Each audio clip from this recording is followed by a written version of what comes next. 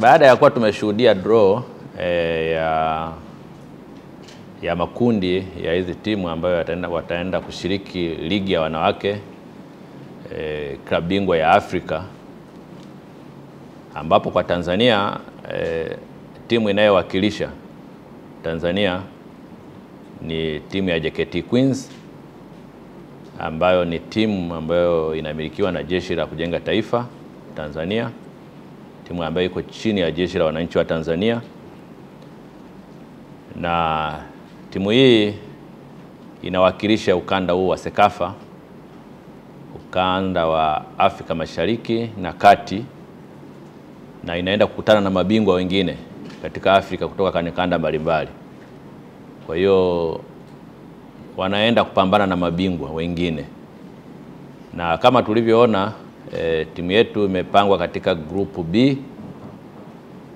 Zote ukiangalia timu hizo ni timu nzuri na timu yetu ni nzuri. Tunaweza kusema tu kwamba mwaka juzi walikuwa ni mabingwa na walishiriki katika mashindano haya, lakini mwaka jana hawakuweza kushiriki kwa sababu kwa namna moja au nyingine walipoteza ubingwa wa Tanzania, kwa hiyo ilienda timu nyingine.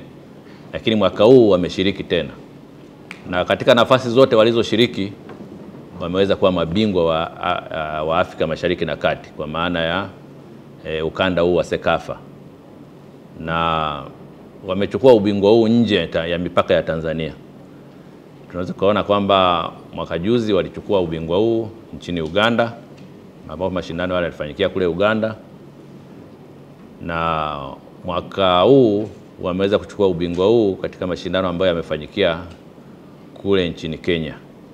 Kwa hiyo mnaweza kaona kwamba mnaweza kusema labda hii timu ikiwa nyumbani na inapata support kubwa sana. Hapana, hawa ni vijana ambao wanacheza mpira mzuri kwenye ni timu ambayo ni timu nzuri katika ukanda huu wa Afrika Mashariki na Kati, na tunaweza kusema na Afrika.